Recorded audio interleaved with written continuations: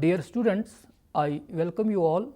Today I will be talking about an important topic entitled leaf adaptations to water stress.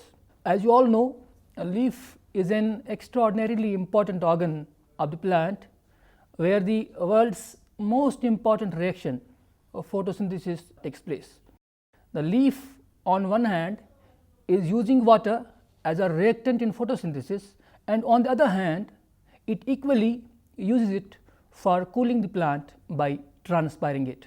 The two important physiological processes of plants, photosynthesis and transpiration, are strongly connected because both use the common pathway of leaf pores or stomata to occur smoothly. The stomatal mechanics strongly influences both of these physiological processes, and the two processes go smoothly as long as there is good availability of water. In water scarce conditions or xeric habitats, plants have developed a wide range of adaptations which are aimed to increase the water economy of the plant. These adaptations involve morphological, anatomical and physiological aspects of a plant. Leaf, being at the core of plant water relationship, is also modified to various degrees under different levels of water stress. These modifications, which involve leaf morphology, leaf anatomy and subsequently leaf or plant physiology, are aimed at efficient water conservation and inhibition of water loss. The capacity of inhibiting or extremely minimizing water loss and its efficient economical use is the survival secret of plants which are able to grow in xeric or water stress conditions. The various types of adaptations which are shown by leaves to water stress can be studied under three heads. 1. Morphological leaf adaptations. 2. Anatomical leaf adaptations, and 3. Physiological leaf adaptations. Let us first discuss some important morphological adaptations which are shown by leaves to water stress. The first one is the occurrence of caducous leaves. In some xerophytes, leaves are shed under water stress conditions. They are also called as drought deciduous plants. In them, leaves grow normally, and with the onset of drought or water stress, they are shed from the plants to minimize water loss. The second leaf adaptation to water stress is a reduction of leaves or their modification to spines. The spines are best found in the phylloclade of cactus. The cactus plant shows the highest level of leaf adaptation, where the leaves are modified or reduced into spines to reduce transpirational water loss. The function of photosynthesis is taken over by the stem, which is green and fleshy. Spines also help to reduce heat load and dissipate heat. One more leaf adaptation to water stress is the occurrence of microphyllae. The plants which grow under xeric conditions produce small sized leaves as an adaptation to water stress. Smaller the size, smaller is the surface area exposed to light, and thus lesser is the water loss. Larger leaves offer larger surface area to light and thus show higher rates of transpiration. Besides, plants cool by evapotranspiration. When water is available, smaller leaves cool faster than larger leaves. The next leaf adaptation to water stress is the formation of phyllodes. This is one more leaf adaptation in plants in response to water stress. In Australian acacia, with the onset of water stress, the pinnae are shed from the rachis, and the green petiole is modified into a leaf-like structure. This modified, flattened and fleshy petiole is called as phyllodes. The phyllodes immensely reduces water loss, stores water and carries out photosynthesis efficiently. The next leaf adaptation is the occurrence of needle-shaped leaves in many xerophytes. This is best exemplified by pinus plant, which develops needle-shaped leaves with minimal surface area and a larger volume. The needle-shaped leaves offer little surface area to light, which therefore contributes a lot in reducing water loss and transpiration. Besides, total leaf volume controls the amount of water available.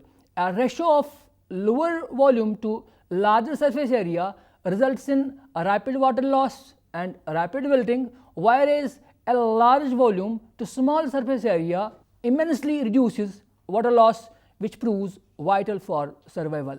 One more leaf adaptation in response to water stress is the occurrence of polymorphic leaves.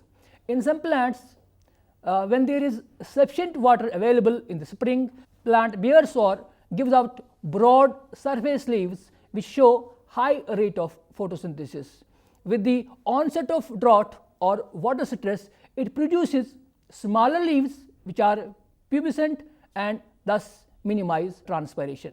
The next adaptation which leaves show to water stress is the occurrence of trichophily. The presence of trichomes or hairs on the leaves and stems of plants is called as trichophily, and the plants which bear such hairs are called as trichophilous. Hairs play an important role in minimizing transpiration. The hairs form a shield around stomata, thus not allowing winds to accelerate a rate of transpiration. Next important leaf adaptation which is witnessed in the grass leaves is the phenomenon of leaf rolling. Leaf rolling is an excellent adaptation shown by grass leaves during water stress to minimize transpiration. The spatial buliform or motor cells in the upper epidermis are responsible for inward rolling of leaves, which covers stomata, thus minimizing water loss. The one more adaptation in water stress conditions is the occurrence of succulent leaves. In some xerophytic plants which are adapted to water stress, the leaves are succulent and fleshy. The leaves store a lot of water which is then used during drought or water stress.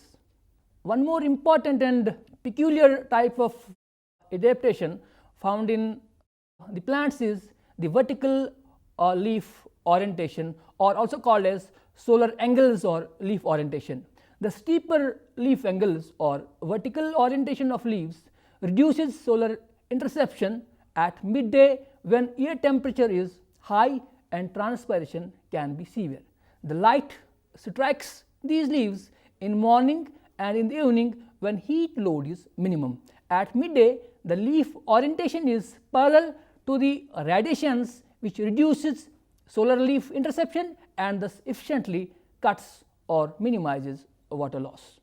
Dear students, color is also very important. Leaf color is also taken as an adaptation. Studies have proved that light colored leaves or glossy leaves reflect light. They show a high reflectance. This lowers the temperature inside the leaf and thus prevents loss of water by transpiration.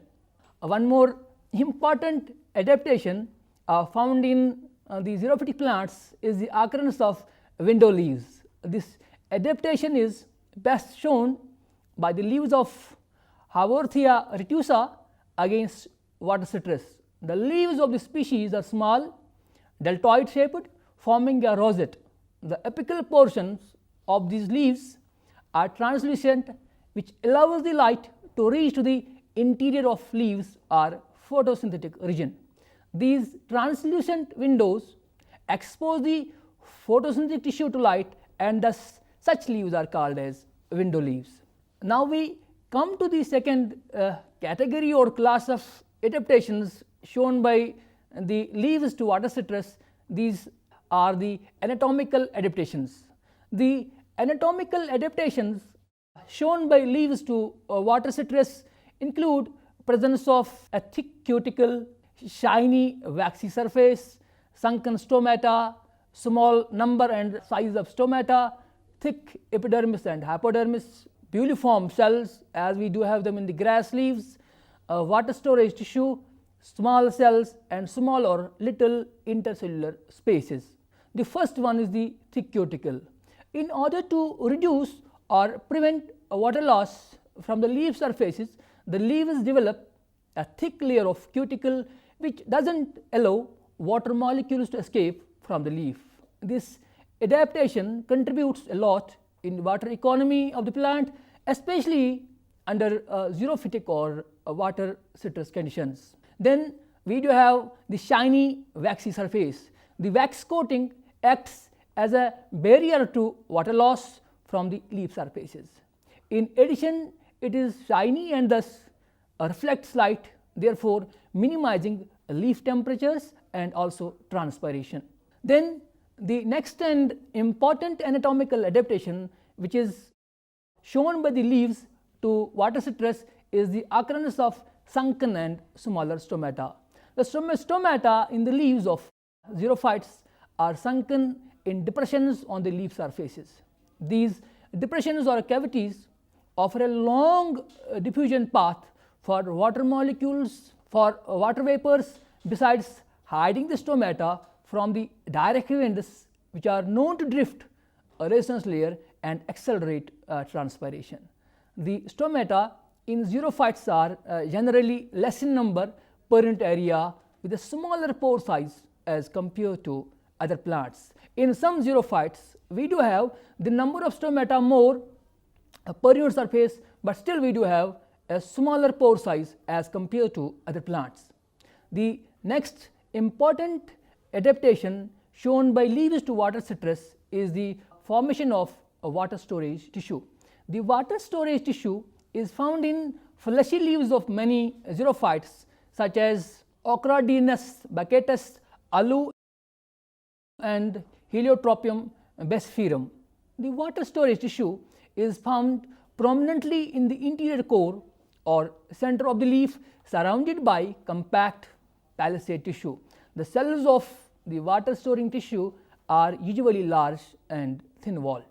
The next adaptation is occurrence of epidermis and hypodermis. In many xerophytes such as Nerium, the leaf epidermis is multiceriate, consisting of colorless, compact isodiametric cells. In some xerophytes, the epidermal cells are colored owing to the presence of anthocyanins and beta-cyanins in them, which act as screens to light and thus reduce insulation. In Nerium, the leaf is also having a multilayered chlorochimatous hypodermis. The leaf epidermis on the adaxial surface in grasses is having special buliform or motor cells which are large sized and which help in leaf rolling during water citrus to hide the stomata from the external atmosphere, thus reducing water loss. This phenomena is best called as hydrocarry.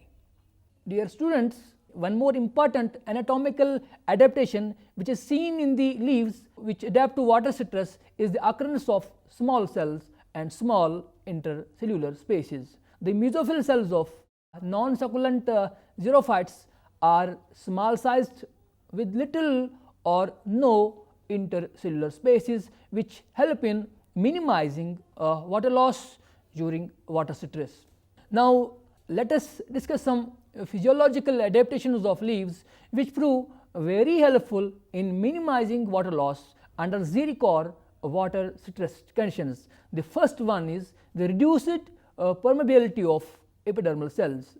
The leaf epidermal cells show either a very low permeability or no permeability at all. This reduced permeability of the leaf epidermal layer is an adaptation to reduce and cut transpirational water loss under water citrus or xeric conditions. The second adaptation is the closure of stomata during the daytime and their opening during the night time. The leaf adaptation to water citrus reaches its maximum in camp plants, while the water citrus has led to the evolution of a wonderful physiological mechanism or adaptation to water loss. The stomata in this group of plants open during cool night hours and remain closed during the day to reduce the transpirational water loss. The CO2 is taken up during night and the assimilate product is stored in the vacuole in the form of an acid, which then dissociates during the daytime or during light to release this CO2 for photosynthesis. The one more physiological adaptation found in the plants to water stress is the presence of special metabolites. The leaves of xerophytes contain pentozoans, many polysaccharides and many types of acids which help them to resist the water stress or drought. The pentozoans are synthesized in the cells owing to their efficient water binding ability. These pentozoans along with nitrogenous compounds in the cytoplasm accumulate water inside the cells, resulting in succulence. One more important physiological adaptation of xerophytic plants or the leaf is the active metabolism for wall synthesis in the leaf cells. The leaf cells witness an active and quick conversion of chemical compounds of cell sap into wall synthesizing material. The polysaccharides in these cells are actively converted into anhydrous forms such as cellulose, suberin, lignin, etc. This metabolic process helps cells in depositing thick and impermeable walls to reduce water loss. Dear students, the water potential is also an important physiological process or a physiological phenomena. The leaf cells under persistent water stress, as in xerophytes, are adapted to maintain a very low water potential. This low water potential helps plants to absorb water efficiently from the soil. Besides, the high osmotic pressure helps these cells to remain turgid. Now we know that leaves show morphological, anatomical and physiological adaptations to minimize water loss under xeric or conditions of water stress. The morphological leaf adaptations which prove advantageous to water stressed plants include small size of leaves or macrophyllae, needle shaped leaves, leaves reduced to spines, petiole modified to phyllodes, leaf rolling, window leaves, hairy leaves, fleshy leaves and leaf orientation. The anatomical adaptations of leaves include sunken stomata, thick cuticle, presence of buliform cells in grass leaf epidermis, small cells and small intercellular spaces and presence of thin walled water storage cells in succulents. The physiological adaptations to reduce transpirational water loss in water stressed conditions include reduced permeability of epidermal layer, stomatal opening in cool hours of the day or during night only, as in cam plants, synthesis of metabolites which can bind and absorb more water such as pentozoans, synthesis of wall material at a faster rate, higher activity of enzymes and maintenance of a very low water potential inside the leaf cells. Dear students, with this we come to the end of today's lecture, that was leaf adaptations to water stress. I take your leave and hope to see you in the next lecture. Thank you.